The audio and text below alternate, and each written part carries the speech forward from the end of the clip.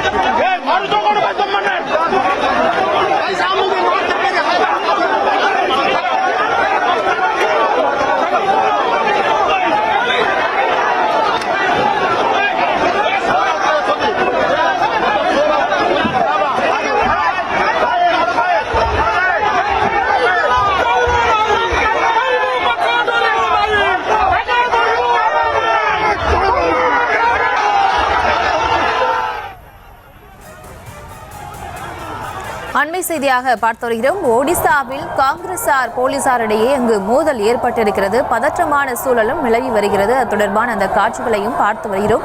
விவரங்களோடு இணைகிறார் செய்தியாளர் ராஜேஷ். ராஜேஷ், வணக்கம். 2 நாட்களுக்கு முன்பாக காங்கிரஸ் எம்எல்ஏக்கள் சஸ்பெண்ட் செய்யப்பட்டதாக, அதனைத் தொடர்ந்து அங்கு காங்கிரசார் போராட்டத்தில் ஈடுபட்டிருக்காங்க. தற்போது போலீசாருக்கும் காங்கிரசாருக்கும் இடையே அங்கு போர்க்களம் ஏற்பட்டிருக்கு. அங்கே நிலவரம் எப்படி இருக்கு? விவரங்களை வழங்கலாம். பிரியங்கா, கடந்த 2 தினங்களாக ஒடிசா சட்டப்பேரவை வளாகமே ஒரு போர்க்காலமாகத்தான் காட்சி அளிக்கின்றது.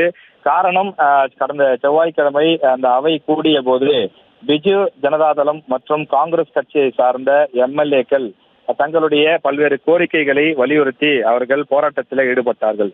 குறிப்பாக காங்கிரஸ் கட்சியினரை பொறுத்தவரையில் கடந்த 9 மாதத்தில் பெண்களுக்கு எதிராக நடந்த குற்றங்கள் தொடர்பாக விசாரிப்பதற்கு ஒரு குழுவை அமைக்க வேண்டும் என காங்கிரஸ் உறுப்பினர்கள் கோஷமிட்டனர். அதே நேரத்தில் பிஜு ஜனதாதளத்தை பொறுத்தவரையிலே டெக்னிக்கல் யூனிவர்சிட்டிஸ், அங்கு ஓபிசி எம்பிசி அங்கு இருக்கக்கூடிய எஸ்சி எஸ்டி ஓபிசி மாணவர்களுக்கு இடஒதுக்கீடு வழங்க வேண்டும், அதனை ஆளும் அரசு உறுதிப்படுத்த வேண்டும் என்றும் உத்தரவாதம் கோரி பதாகைகளை ஏந்தி கோஷம் எழுப்பி முழக்கங்களை இட்டனர். சபாநாயகர் இருக்கை வரை அவர்கள் அருகே வந்து முற்றுகையிட்டதால் அவை பலமுறை ஒத்திவைக்கப்பட்டது. அதனைத் தொடர்ந்துதான் அந்த கோஷங்களையும் அந்த போராட்டத்தையும் கட்டுக்குள் கொண்டு வர முடியாத காரணத்தால் காங்கிரஸ் சட்டமன்ற உறுப்பினர்கள் 12 பேரை சஸ்பெண்ட் செய்து அந்த சபாநாயகர் உத்தரவிட்டிருந்தார். அதனைத் தொடர்ந்து அவர்கள் அந்த சட்டப்பேரவை வளாகத்திலிருந்து கலைந்து செல்ல மறுத்து தொடர்ந்து பல்வேறு விதமான போராட்டங்களிலே ஈடுபட்டு வருகிறார்கள். அவர்கள் 7 நாட்களுக்கு சஸ்பெண்ட் செய்யப்பட்டிருக்கக்கூடிய நிலையில் மீண்டும் சட்டப்பேரவை வளாகத்திற்குள் நுழைவதற்கான அந்த முயற்சியில ஈடுபட்டு வரக்கூடிய நிலையிலே அவர்களுக்கும், அதாவது ஒடிசா காங்கிரஸ் சட்டமன்ற உறுப்பினர்களுக்கும் போலீசாருக்கும் இடையே கடும் மோதல் ஏற்பட்டிருக்கிறது. போலீசார் மீது கற்கள் மற்றும் நாற்காலிகளை வீசி காங்கிரசார் தாக்கினார்கள். அதே போல போலீசாரும் தடியடிகளை நடத்தியிருக்கிறார்கள். இது தொடர்ந்து இருதரப்பு மோதலாக மாறி சில பேருக்கு மண்டை உடைந்திருக்கின்றது, சில பேருக்கு கை கால் தேய்ந்து ரத்தம் கொட்டுகிறது. இப்படி இருதரப்பு மோதலாக மாறி இருக்கக்கூடிய நிலையில் ஒடிசா சட்டப்பேரவை வளாகமும் அதனை சுற்றி இருக்கக்கூடிய பகுதிகளிலும் ஒரே பரபரப்பாக இருப்பதாக அங்கிருந்து வரக்கூடிய செய்திகள் தெரிவிக்கின்றன.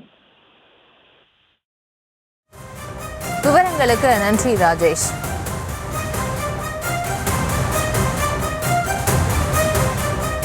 Satyabama Institute of Science and Technology, Chennai and Sriperumbudur.